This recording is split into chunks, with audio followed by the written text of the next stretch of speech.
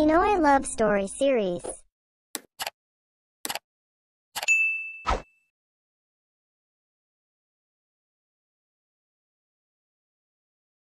Maaga pa lang ay gising na si Gio upang maghanda para sa kanyang job interview. 29 anyos na siya ngunit wala pang stable na trabaho at mag-isa rin sa buhay. Humiwalay na siya sa kanyang pamilya noong nakatapos na siya ng kolehiyo upang itaguyod ang sarili at makapagtrabaho. Pero sa halip na umasenso ay lalo lamang siyang naghihirap. Sa isang prestihiyosong kumpanya siya napunta upang subukin muli ang kanyang kapalaran. Hindi na niya mabilang sa kanyang daliri kung ilang beses na siyang nasesante at hindi natanggap sa trabaho, kaya naman abot langit ang kaba niya nang pumasok na siya sa loob ng gusali.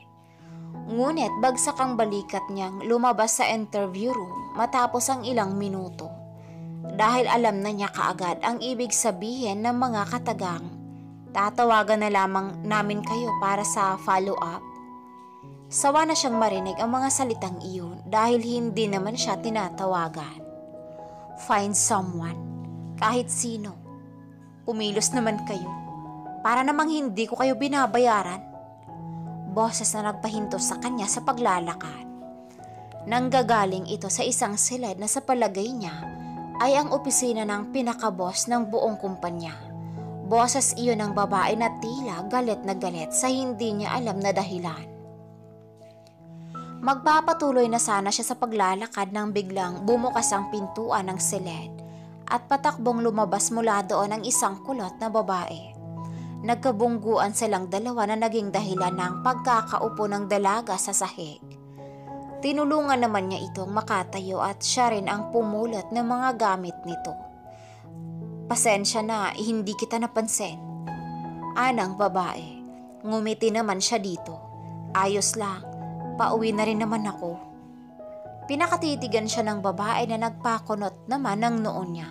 Pakiramdam niya ay kinikilati siya nito dahil sa talas ng pagkakatingin nito sa kanya.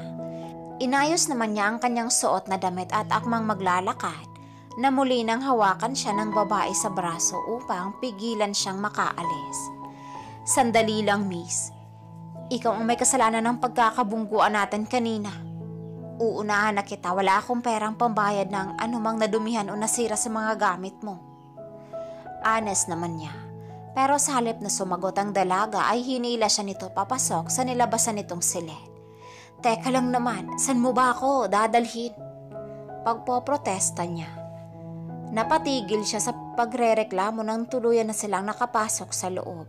Tama nga ang kanyang hula dahil opisina nga iyon ng may-ari ng kumpanya. Napalunok naman siya nang umikot paharap ang swivel chair at tumambad sa kanya ang isang magandang babae. "Nakahanap na ako, Miss Georgia."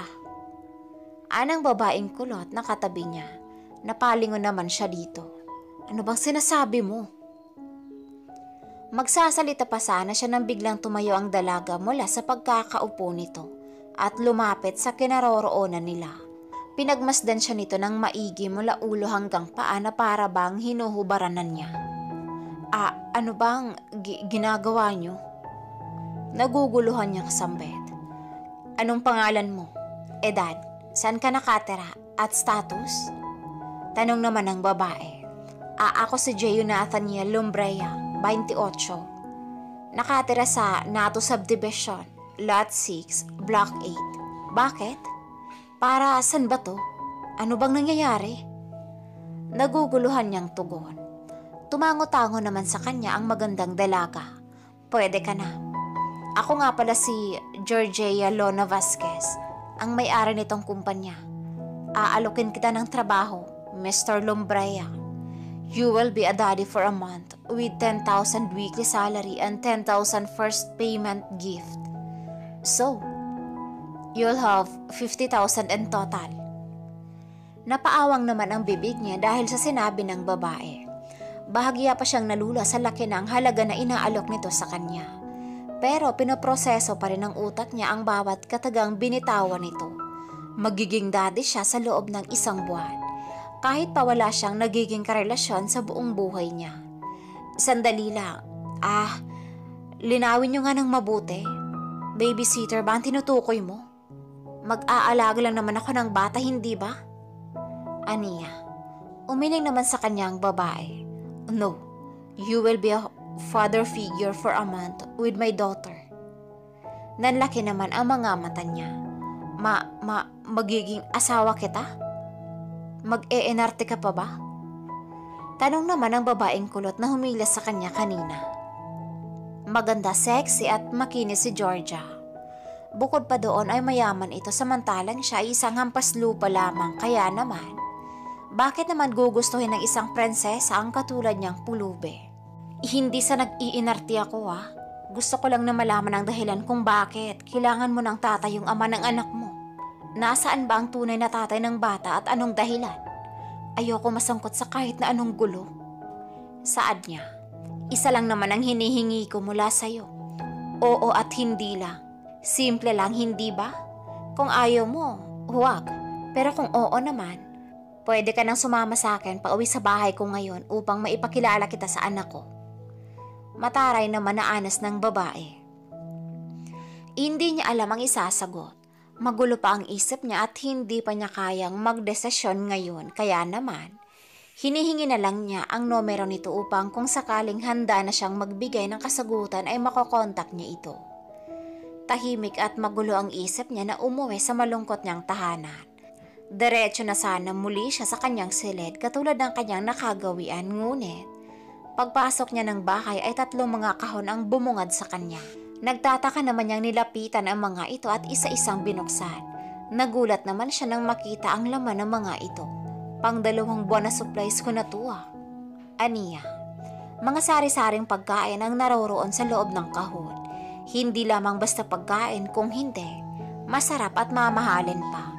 May mga frozen meats, delata, 1 dosena ng beer and can, condiments, tinapay, jam, juice, noodles at chips na pinagpaplanuhan pa lang niyang bilhin kapag nagkapera na siya. Tiningnan niya ang kahon upang hanapin kung sino ang nagpadala ng mga ito. Ngunit wala siyang nakita, kaya naman kinuha niya ang kanyang telepono at tinawagan ang kanyang ina na nasa probinsya. Ma, kamusta? Masaya niyang bungad nang sinagot ang kanyang tawag. Maayos naman kami anak, ikaw ba kamusta? Dumalaw ka naman dito kahit ilang araw lang, o di kaya naman ay umuwi ka na lang. Kamusta na ba ang paghahanap mo ng trabaho? Anang boses ng babae mula sa kabilang linya. Napangiti naman siya. Maayos lang naman ako dito, mama. Huwag kayong mag-aalala sa akin at malapit na po ako makahanap ng maayos na trabaho. Konting hintay na lang po at makakapagpadala rin po ako dyan ng pera. Maraming salamat nga po pala sa pinadala niyo mga pagkain, ma. Aniya, naku anak, hindi pa naman ako nagpapadala ng pagkain sa'yo. Wala pa rin kaming pera dito kaya naman walang maipapadala. Bakit anak, wala ka na bang makain dyan? Anas naman ang ina niya mula sa telepono. Nangunot naman ang noo niya at napatingin sa mga kahon. Naku mama, hindi po. May pagkain naman po ako dito. May nagpadala lang po sa akin ng konting regalo Wala pong nakalagay na pangalan ng sender kaya po akala ko ay mula sa inyo. Naging mahaba ang kanilang usapan hanggang sa hindi na nila namalayan pareho ang oras. Isa lamang ang naiisip niyang pinagmulan ng mga kahon na iyon. Siguro ay paraan nila iyon upang makuha ang kanyang loob at pumayag sa inaalok nila na trabaho. Pero ang tumayong ama ay hindi biro, lalo na kung hindi naman talaga niya ito anak o kadugo. Saksi siya sa paghihirap ng kanyang ama sa kanilang pamilya. Kaya naman alam niya kung gaano kahirap ang magiging isang haligi ng tahanan. Maagang nagising si Gio kinabukasan dahil sa sunod-sunod at malakas na pagtunog ng kanyang cellphone. Tamad naman niya iyong kinuha mula sa may bedside table at nakakunot ang noong sinagot iyon. Ma? Bungad niya nang sagutin ang tawag.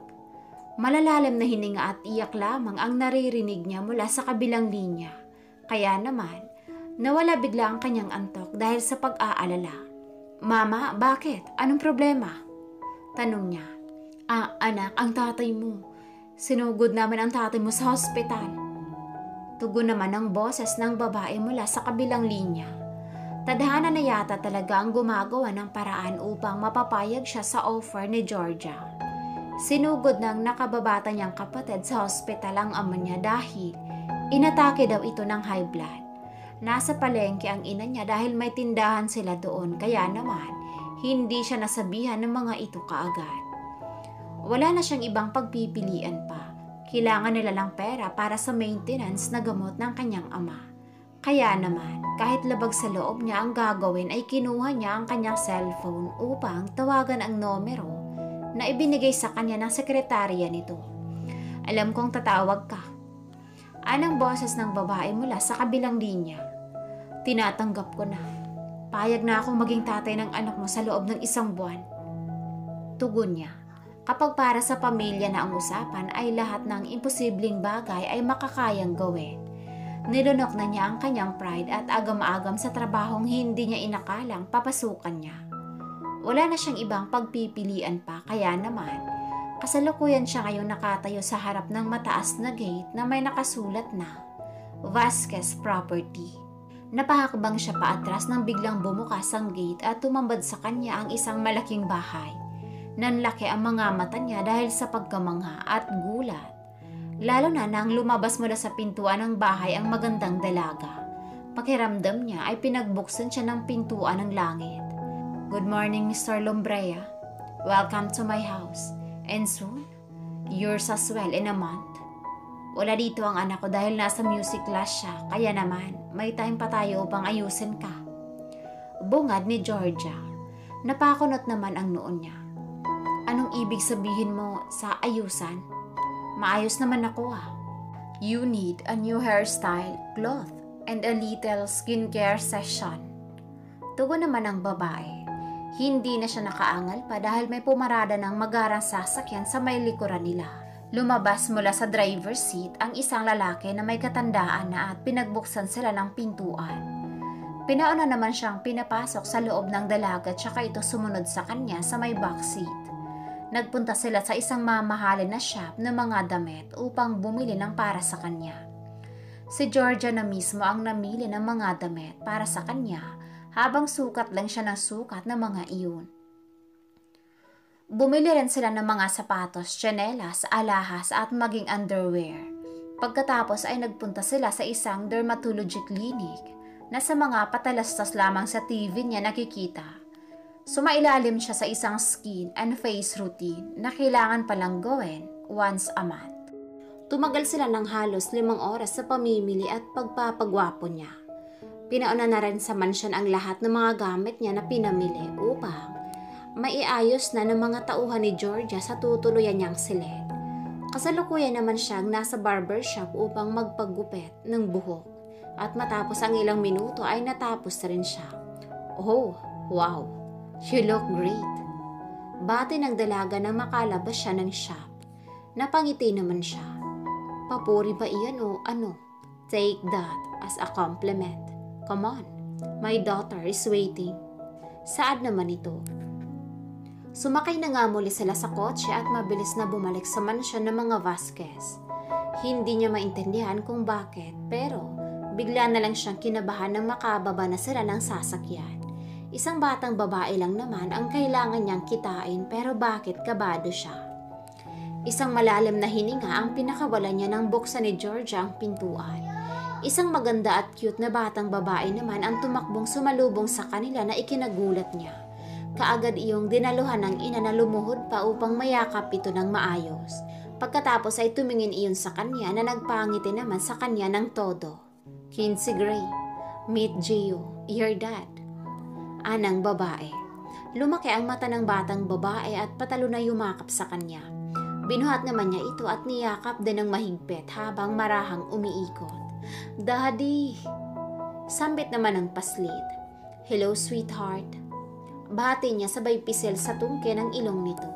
Nagtataka at gulat man siya ay sinika pa rin niyang umakto ng normal upang hindi madismaya ang bata. Malaki ang pagkakahawig ng paslit sa ina nito at pareho rin silang maganda. Binaba niya ang bata at bahagyang ginulo ang buhok nito. Hindi naman nakaligtas sa kanya ang pagkakatitig sa kanya ng ina nito na bahagyang nakaangat ang gilid ng mga labi. Pumasok na nga sila sa loob ng mansyon habang hawak ng paslet ang kamay niya at bahagya siyang hinihila papunta sa may living room. Naupo naman sila doon kasabay ng pagsisimula ng kanyang trabaho bilang isang dakilang ama. Kahit nalilito at bago pa sa kanya ang lahat ng nangyari ay matagumpay niyang napakisamahan ang bata hanggang sa makatulog ito. Binuhat niya ito papunta sa silid nito at maingat na hiniga sa kama. Pagkatapos ay sinamahan siya ni Georgia papunta sa magiging kwarto niya. Hindi naman niya mapigilang mapanganga nang makita na niya ang silid. Grabe talaga kayong mayayaman. Alam mo ba, kasing laki na nitong kwartong ito ang bahay namin? Anas niya. Tumango naman ang babae. Alam ko, pinaimbestigahan kita sa private investigator ko for safety purposes only. Hindi naman ako masamang tao, no? Grabe ka naman sa akin. Angil naman niya. Magkalapit lang ang kwarto nating dalawa. Ang pinto na kasunod nito ay ang silid ko. Baka kasi magtaka si Kenzie kung bakit hindi tayo magkasama sa iisang kwarto. Saad ng babae. Tumango naman siya ngunit hindi na nakasagot pa dahil iniwanan na siya ng babae. Nagkibit balikat naman siya tsaka niya inilibot ng tingin ang kanyang silid. Doble ng size ng kanyang higaan ang kama niya ngayon. May walk-in closet pa siya kung saan maayos na nakatupi ang mga pinamili nilang mga gamit kanina. Meron ding maliit na living room, sariling bathroom at mini fridge. Pakiramdam niya ay nasa isang palasyo siya. Pinag-aralan niya ang lahat ng tungkol sa bata at sa pamilyang Vasquez pero wala pa rin siyang mahanap na kasagutan kung nasaan ang ama ng paslet at kung bakit kailangan niyang maging tatay nito sa loob ng isang buwan. Gustuhin man niyang magtanong ay hindi niya magawa dahil ayaw naman niyang manghimasok sa usaping pamilya. Masarap ang tulog ni Gio nang magising siya kinabukasan. Masaya siyang bumangon at nag-ayos ng sarili bago siya bumaba papunta sa kusina. Nadat na naman niya doon ang mag-ina na naghahanda ng almusal. Kaagad naman siyang nilapitan ng bata upang yakapin at halikan sa pisngi. Good morning, Daddy. Ay ng bata. Mas maganda ka pa sa umaga, sweetie. Bulong niya dito. Hinila siya ng bata paupo sa may hapagkainan. Pagkatapos ay nagpakalong ito sa kanya at naglalambing na magpapasubo sa kanya ng pagkain. Hindi naman niya binigo ang bata at ginawa nga ang gusto nito. Gagabihin ako ng uwi mamaya so ikaw na muna ang bahala kay Kenzie. Tomorrow ay sasama ka sa akin sa kumpanya dahil bibigyan kita ng trabaho. Anang ina ng bata. Tumango naman siya. Okay, don't worry. Ako na ang bahala sa cute na baby na to. Magbabonding kaming dalawa. You're not allowed to take her out. Lalo na kung hindi ako kasama. Maliwanag ba yun? Anang ni Georgia. Hindi na lamang siya tumugon pa upang hindi na humaba pa ang usapan. Kahit hindi pa siya nagkakaroon ng karelasyon, alam niya ang ugali ng mga kababaihan na kapag nagpatuloy ka sa pagsagot at pagsalungat sa mga sinabi nito, ay pahaba rin ang magiging usapan na nauuwi na sa away. Pagkaalis ng babae ay masaya nga silang nagbanding na dalawa. Like a real father and daughter. Nakipaglaro siya sa bata hanggang sa tawagin na sila ng katulong upang bumaba para mag-lunch. Sinubuan niyang muli ang bata at kumain sila ng magkakandong. Naging masaya ang araw nilang dalawa. At dahil sa dami ng kanilang ginawa ay nakatulog na si Kenzie. Marahil ay dulot ng pagod. Binuhat niya ito papunta sa silid nito at maingat na hiniga sa kama. Pagkatapos ay lumabas na siya ng kwarto at naglakad na pabalik sa kanyang silid. Ngunit habang naglalakad siya ay napansin niya na bahagyang nakabukas ang pintuan ng opisina ng babae at dulot ng kuryosidad ay pumasok siya dito. Maayos at malinis ang opisina ni Georgia na katulad ng mga silid ng mga bilyonaryong mga boss na napapanood niya sa mga pelikula. Nilibot niya ang buong kwarto habang mangha na tinitingnan ang lahat ng mga gamit doon. Pero napako ang paningin niya sa may lamesa kung saan ay mayroong kulay asul na folder. Sa tindi ng kuryosidad niya ay hindi na niya namalayan ang sarili na maupo sa swivel chair at buksan ang folder. Certificate of Adoption, Kenzie Gray Onyas, to Vasquez, October 11. Teka lang, noong nakarang buwan lamang ito Pagkausap niya sa sarili. Napakunot ang noo niya nang mabasa ang kabuuan ng dokumento. Hindi nito tunay na anak ang bata at inampun lamang noong nakaraang buwan. Puno naman ng pagtataka ang kanyang isipan dahil hindi niya maintindihan kung bakit naghahanap pa ito ng tatayong ama ng bata. Gayong inampun lang din naman niya ang bata. Mabilis niyang inayos ang folder at kaagad na tumayo nang makarinig ng ingay mula sa labas. Lumayo siya sa lamesa at umarte na kapapasok pa lamang niya doon sabay mabilis na lumabas habang nagkukunyari na hinahanap si Georgia nang makasalubong niya ang isang katulong. Akala ko bumalik si Georgia dahil bukas ang pintuan ng opisina nito. Aniya, naku sir, hindi po. Araw-araw po ay nililinis ko iyan. Nagkataon lang po na may nakalimutan ako sa ibaba kaya naman po naiwanan kong nakabukas ang pintuan. Paliwanag naman ng babae. Napatango naman siya. Okay, sa susunod kahit may nakalimutan ka ay dapat nakasarado pa rin ang pintuan. Lalo na at opisina iyan. Madaming mga mahahalagang bagay ang nandyan. Mas mabuti na ang nag-iingat. Humingi ng paumanin ang babae at taas noon naman siyang mabilis na naglakad palayo. Napatawa naman siya nang makarating na siya sa kanyang silid. Ngunit kaagad din na natauhan nang muling pumasok sa isip niya ang nabasa na dokumento na tungkol sa bata. Mas nadagdagan tuloy ang mga katanungan sa kanyang isipan. Maaga siyang nagising kinabukasan dahil sasama siya kay Georgia papunta sa kumpanya upang bigyan ng mababang posisyon sa kumpanya. Magkasabay silang pumasok samantalang si Kenzie naman ay merong music class na kailangang puntahan. Sa Arts and Design Department kita pinasok dahil base sa mga nakalap kong impormasyon tungkol sa'yo ay magaling ka sa ganoong mga bagay. Anang babae. Napakamot naman siya sa kanyang batok. Naku, hindi naman masyado. Isa siyang anonymous graphic designer sa internet. May ilan na kumukuha sa mga gawa niya ngunit hindi pa rin iyon sapat upang makaipon siya ng pera para sa pamilya. Dahil hindi siya kilala sa alias na ginagamit niya, ay wala din siyang masyadong natangkilik sa mga gawa niya. Pinakilala nga siya ni Georgia sa head ng team at iba pa nitong mga staff. Nilagay siya ng dalaga sa posisyon ng director o ang pinaka-head ng buong departamento na labis niyang ikinagulat. Sinabi pa nito na kahit matanggal na siya sa trabaho niya sa mansyon, ay regular na daw siya na makakapasok sa kumpanya dahil hard na siya. Nagpakitang gilas na kaagad siya sa unang araw niya at lahat ng mga staff na under niya ay namamanga sa pinapamalas niyang kakayahan. Mabilis tuloy kumalat sa buong kumpanya ang pangalan niya, dahilan kung bakit madami rin mga babae ang bumabati sa kanya. Sabay silang umuwi ni Georgia pagkatapos ng kanilang trabaho. Hindi naman mawala ang ngiti niya sa kanyang mga labi dahil naging maayos ang unang araw niya sa unang maayos at desente niyang trabaho. Binabati kita, Gio. Hindi ako makapaniwala na may tinatago ka palang ganoong kakayahan. Puri ng dalaga. Napatango naman siya. Siyempre naman, gumagraduate kaya ako ng may karangalan noong kolehiyo. Nananalo rin ako sa mga patimpalak noon. Pero bakit hindi ka natatanggap sa mga inaplayan mong trabaho? Anas naman ito. Napasimangot naman siya. Pwede bang huwag mo na lang ipaalala ang bagay na iyan? Napatawa naman ang babae. Salamat ka at mabait ako. Salamat. Ani niya sabay tingin ng masama dito. Isang mainit at masarap na yakap ang sinalubong sa kanya ng bata nang sila ay nakarating ng mansyon. Pareho silang hinawakan ng paslet sa mga kamay at marahang hinila papunta sa may living room.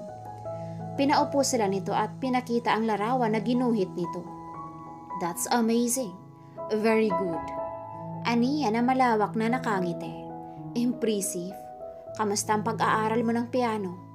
Tanong naman ni Georgia. Nag-thumbs up naman ang bata dito. I'm good. Ilang minuto pa silang nagtagal doon upang samahan ng bata. Hanggang sa nauna nang magpaalam ang babae upang magbihis. Sinamahan naman muna niya ang paslet doon at tinulungang mag-drawing hanggang sa tawagin na ito ng katulong upang magbihis at magmerienda. Umakyat naman siya sa kanyang silid upang makapagpahinga dahil napagod siya pagpapakitang gilas niya kanina.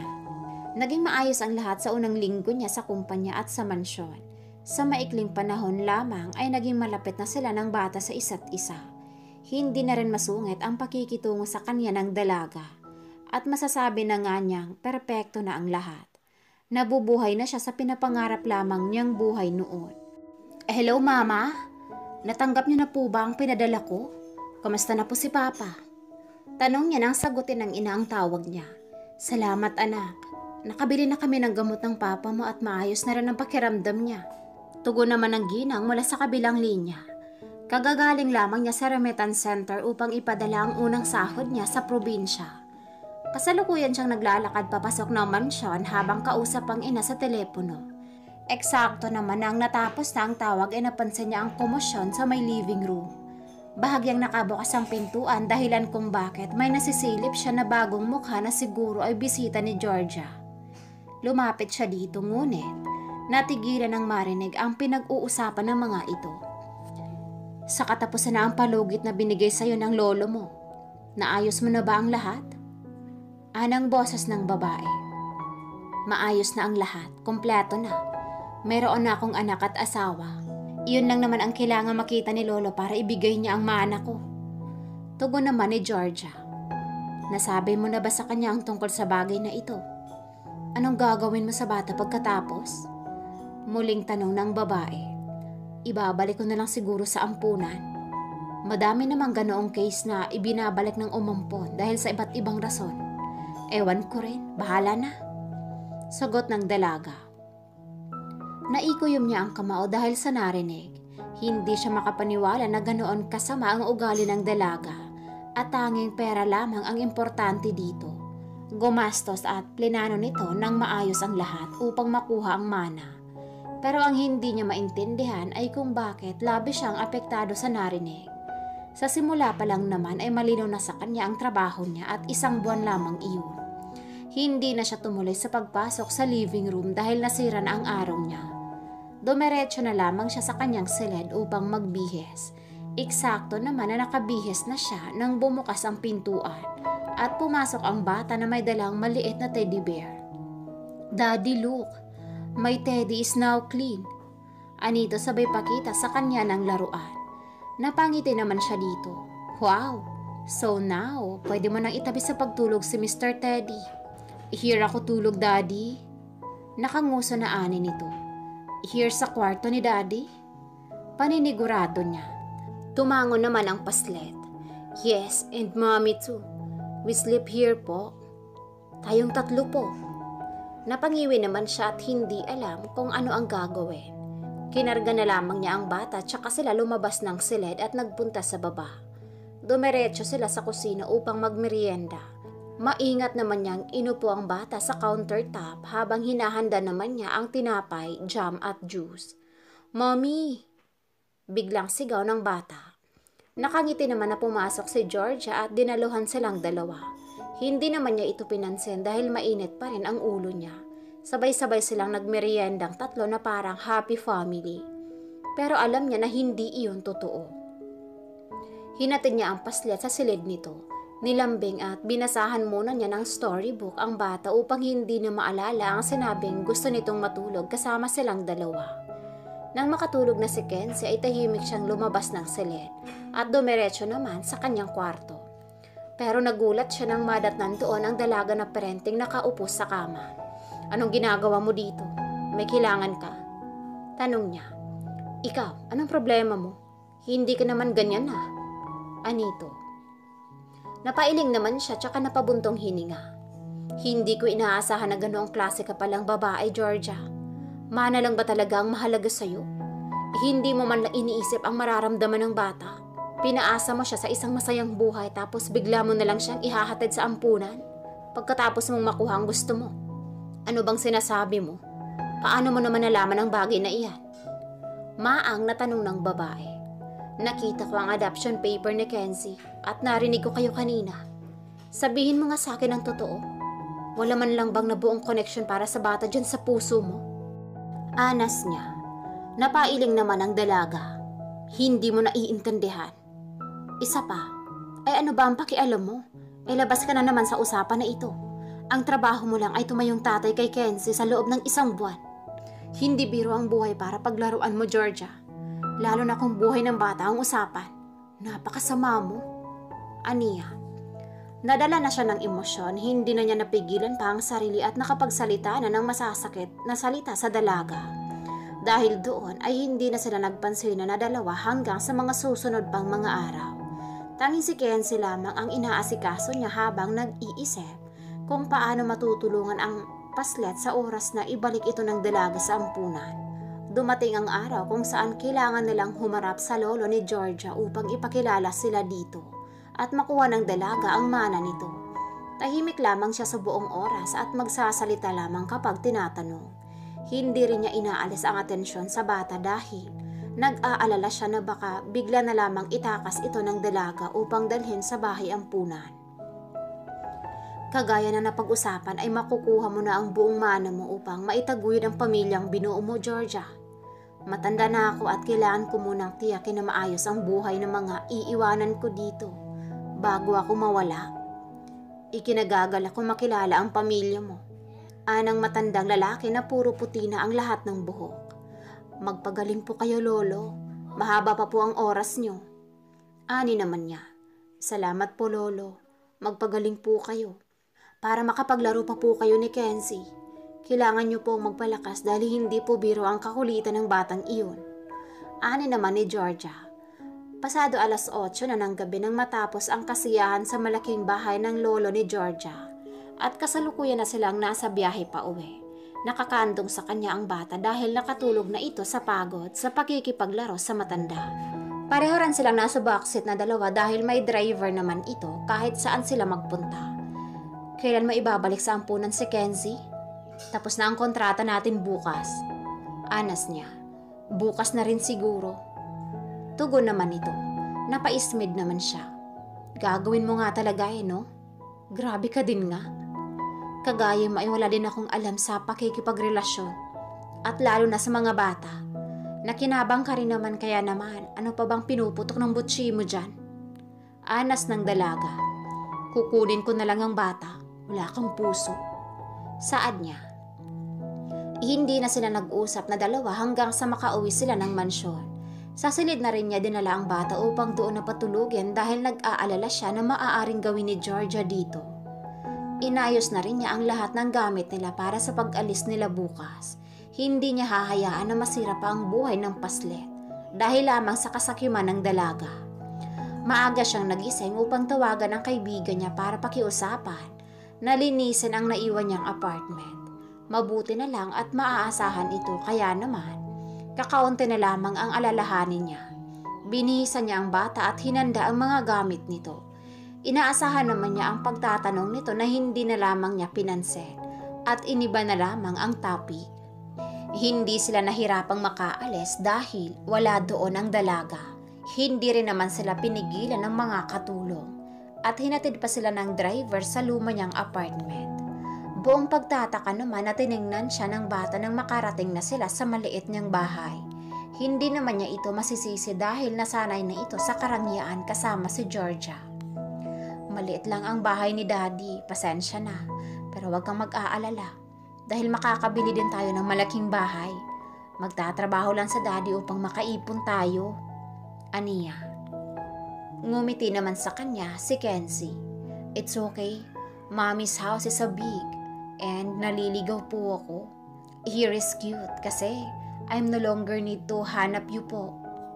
Ginulo niya ang buhok ng bata at saka niya ito niyakap ng mahigpit. Wala siyang alam kung paano maging mabuting magulang pero isa lang ang maipapangako niya. Hindi niya ito pababayaan at gagawin ang lahat para maitaguyod ito. Dumaan ang mga araw at hindi talaga sila pinakialaman ni Georgia. Pumapasok siya sa kumpanya ngunit hindi rin sila nagkikita roon ng dalaga.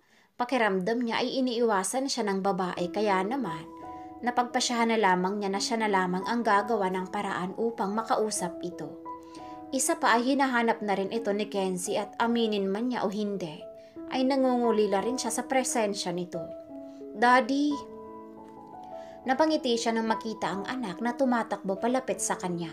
Pinakiusapan niya ang kaibigan na bantayan ito dahil sa may pupuntahan ito ay kailangan itong dalhin sa kanya ang bata. Kahit pa nasa trabaho siya, Wala siyang ibang pagpipilian kung hindi ang isama ito sa loob ng kumpanya. "Mommy here po?" tanong ng bata. "Mommy is busy sa work, sweetheart." Tugon naman niya. Pero tadhana na siguro talaga ang gumagawa ng paraan para magtagpo silang tatlo. Dahil eksakto nang bumukas ang pintuan ng elevator ay si Georgia ang sakay nito. Pareho silang nagulat na dalawa at natauhan lamang ng sumigaw ang bata at maagaw ang atensyon ng lahat ng naroroon.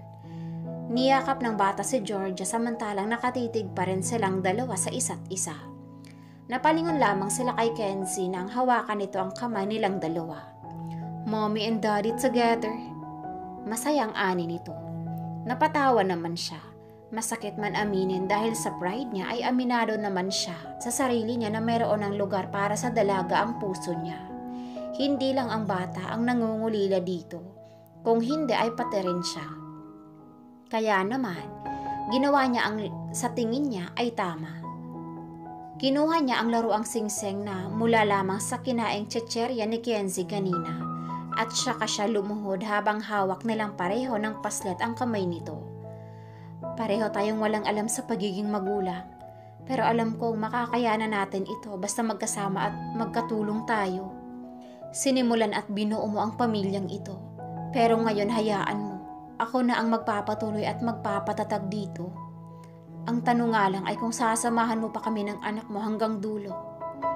Georgia Luna Vasquez, payag ka bang magsimula ulit at tutuhanin ang lahat kasama ko at ng anak natin?